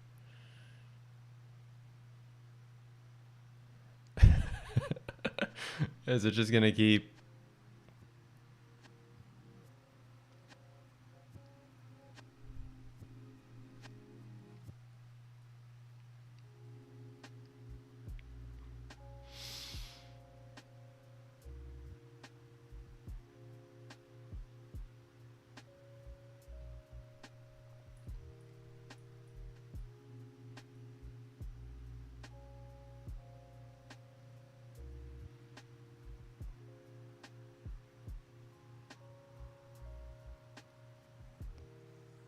What? What did it do?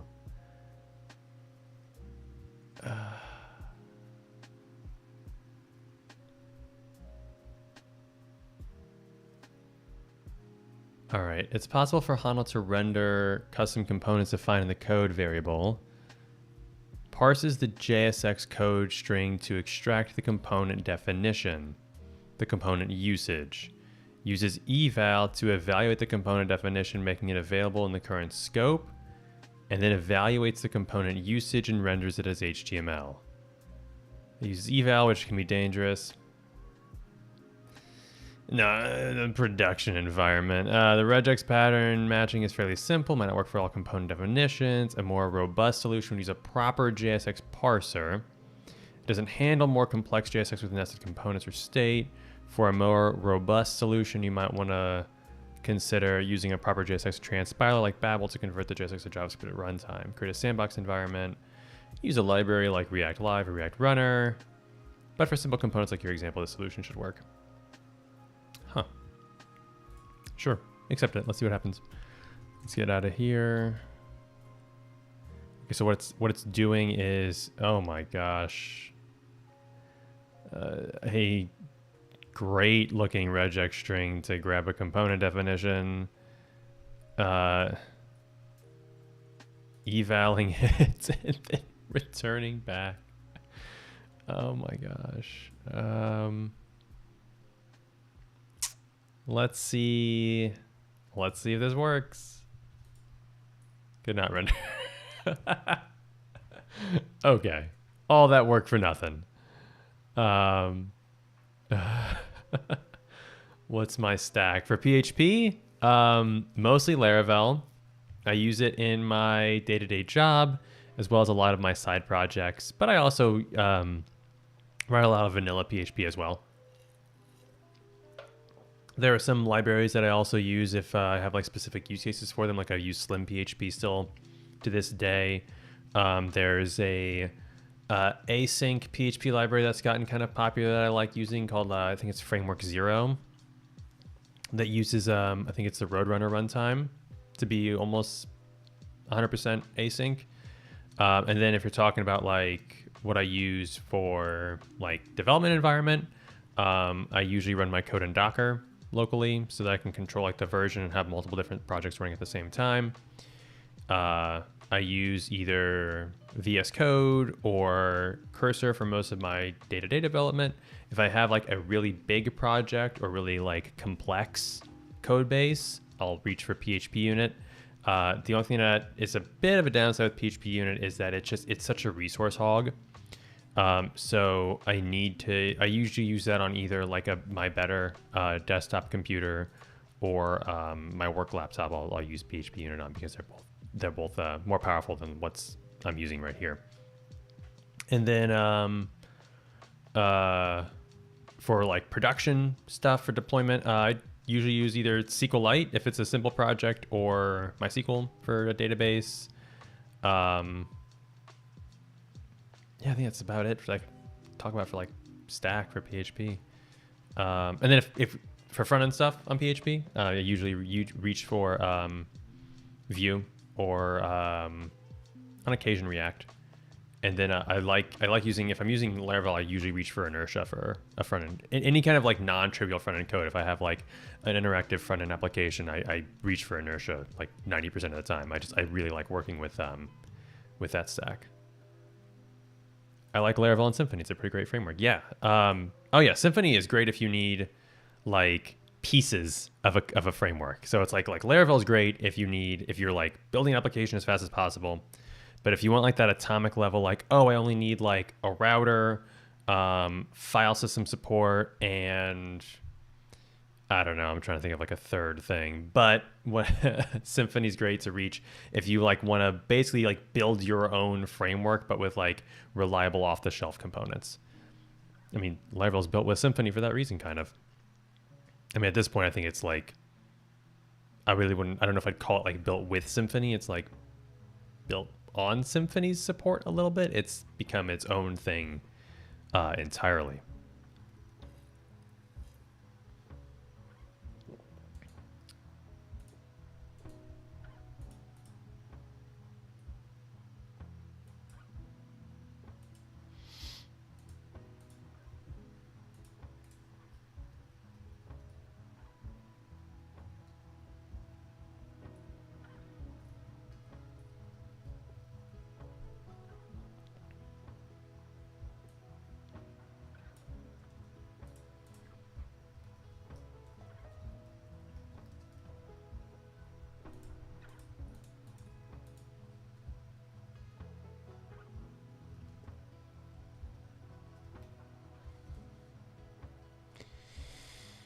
All right, well, that's a bummer. That's not working.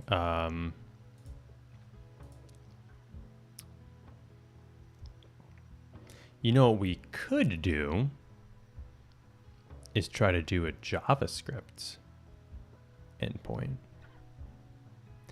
So we can try to create some content for JavaScript, like just plain JavaScript.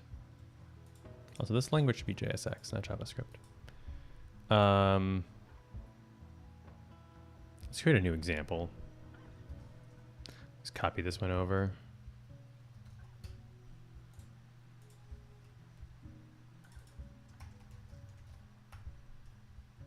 Because this should be pretty easy.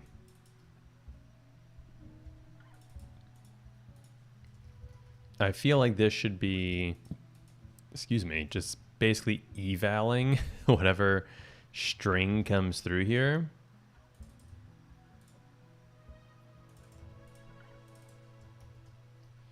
So if I have something like,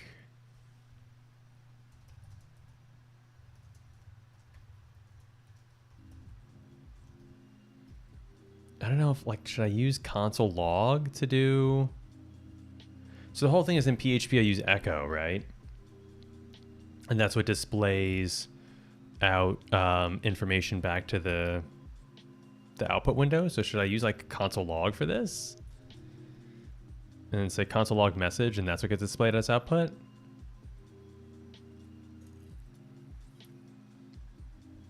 I have an interesting project at work.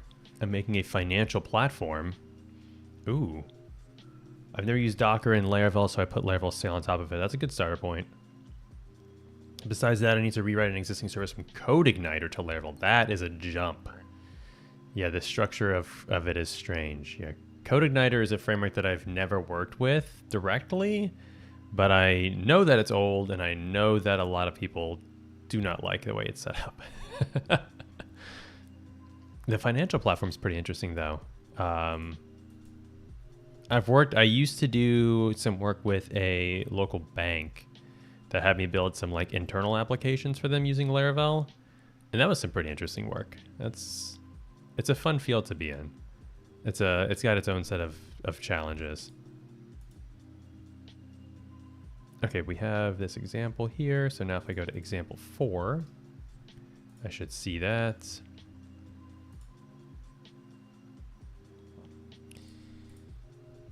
Oh, thanks for that. How do I do that? Stony, I'm gonna be honest. I don't know how to ban people from Twitch chat. I'm new here. This is my first day. Not really, but it might as well be. Let's see. So it doesn't look like I can do anything. Yeah, I don't have the /ban on that chat up there. I wonder if I can have it on my phone down here since I'm logged into it. Let's see, /ban.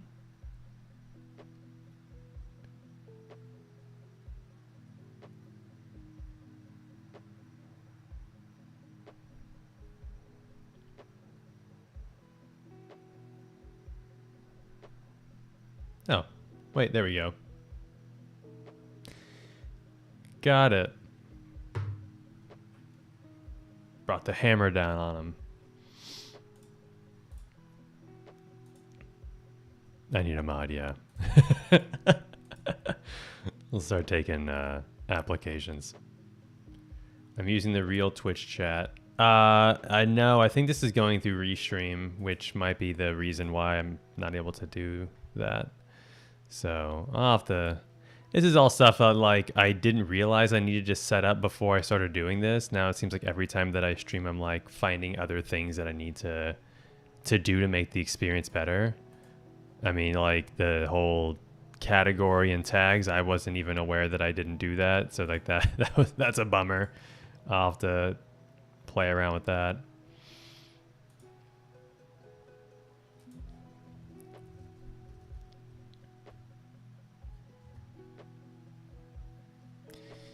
I don't know if I want CHTML code. Could not render JSX component. What? This language shouldn't be... Oh, I know what I did wrong. Hello? This is JSX. This needs to be JS. Yeah, this is not what I want.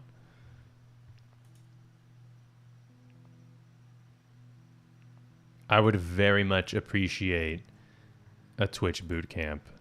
That sounds like a really good thing that I should be doing. This code needs to be evaluated. Let's try this out. The code coming through here looks like this.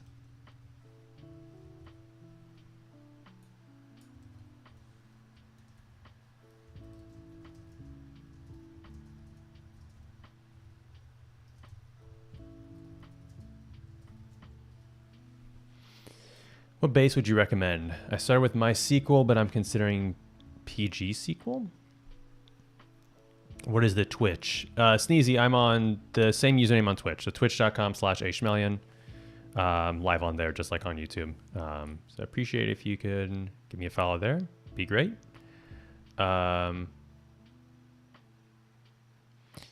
But yeah, start with MySQL. Is there any particular reason why you consider PG? I don't even know what is PGSQL.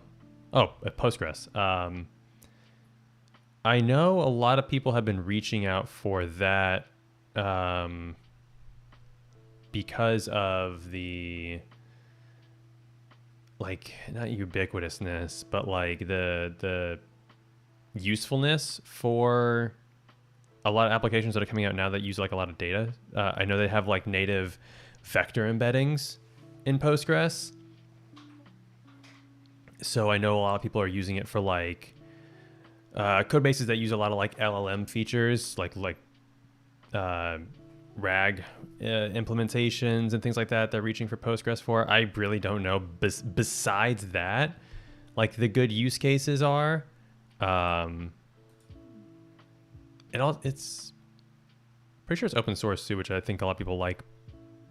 Because I don't know if MySQL is technically 100% open source, or there is like some issue with like licensing with that. I could be completely wrong about that.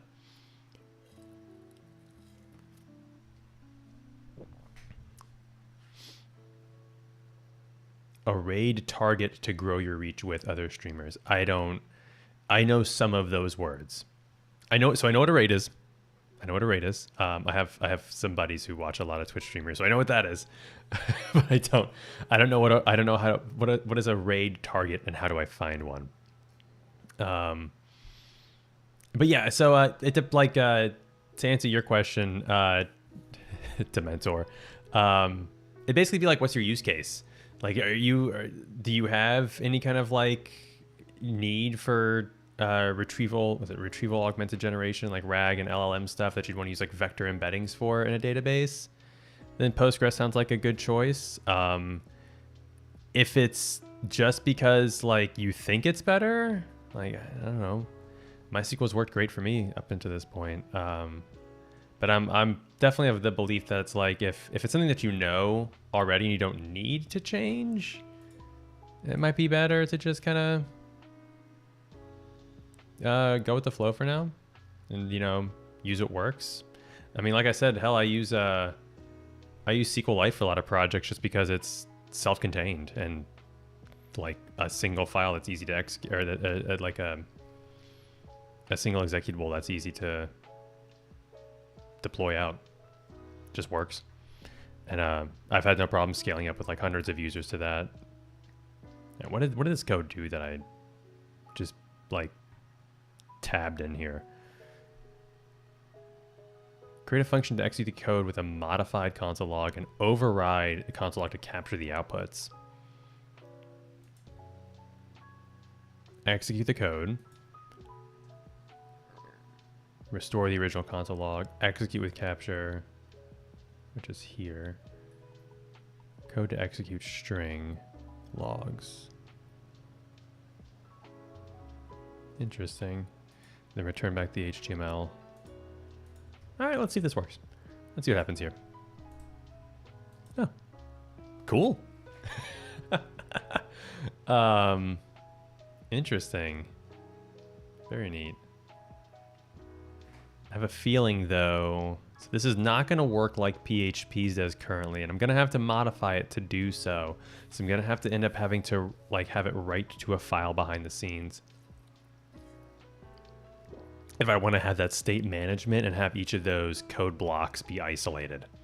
So now if I, let's break this apart into a couple different blocks here. So if I console message out this, console log this message out here, it's going to error out. Yeah, message is not defined. Weird though, that it's outputting this as a positive, not an error. And there we go, output hello nylon. It also doesn't have like the execution time or anything like that. This is a lot of stuff that I'm going to need to like but ideally I want to refactor this. Refactor this out to have like a generic input and output display, and that'll show like it'll be able to package up like the code that comes into this, and then the output will have like whatever's output from the particular code block, as well as like the execution time, any errors and anything like that, like nicely formatted, showing like the line that we saw that we did earlier. But then the each individual language will have like its own interpreter. So like, oh, if the code that comes through is JavaScript, it needs to be sent off to the JavaScript interpreter to do some kind of weird evaluation and then capture the latest console logs and then spit that back out. Same with the PHP code that I'm doing as well. The JSX stuff is going to be the most difficult here, and I'm going to have to take some time to figure out how to properly handle that, if I can, if I even can, because it might be the case that I skip over that and just say, forget it. It's too hard, but I don't like doing that. So yeah, it is what it is.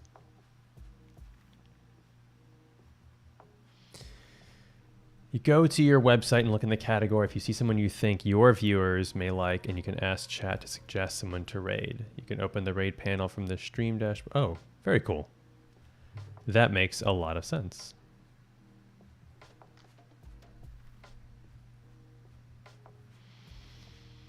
Okay.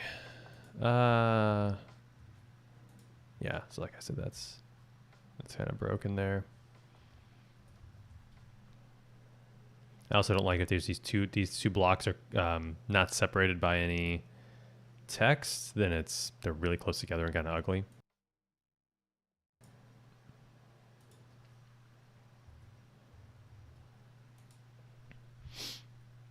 But yeah, what I'm going to end up having to do is something similar to PHP, where I need to pull out each of these scripts into a file that's written behind the scenes that I'll use with view info. I mean, right now it's a PHP file. And then, that also begs a question like, can I mix and match two different languages? Can I have JavaScript and PHP running at the same time? Like in the same notebook? Because part of me thinks that like we should be able to do that. You should be able to have a JavaScript file and a PHP file that's running at this in the same notebook. But then that begs like the question, like, does the state maintain between each of them? So like if I have PHP, instantiate a class, JavaScript instantiate a class, PHP echo out something from that class, JavaScript echo out something from that class, like they can't commingle together in the same file, obviously. So it would be like PHP's state only has two parts, JavaScript's state also only has two parts, because each block is just its own language. I feel the scope creep coming in, and that's not good. I feel it creeping up, but it is past 7 for my time. I've been at this for what, 2 hours now? I think we got a decent amount of progress, a little bit, not a whole lot, but I'm kind of happy with this. I think this is a good stopping point. So I'm going to hop off now. Get on my large camera here. I appreciate everybody who stopped by, all the questions, all the advice that was given in this. This has been fun. I'm going to try to do this more often. For any kind of work like this is what I like kind of streaming, is just going through like my prototyping process, my building process. And I hope you enjoy it. I hope you enjoy seeing how my brain works and how my development process works. Just kind of throwing stuff at the wall and seeing what sticks. But yeah, until next time, I'll see you guys later.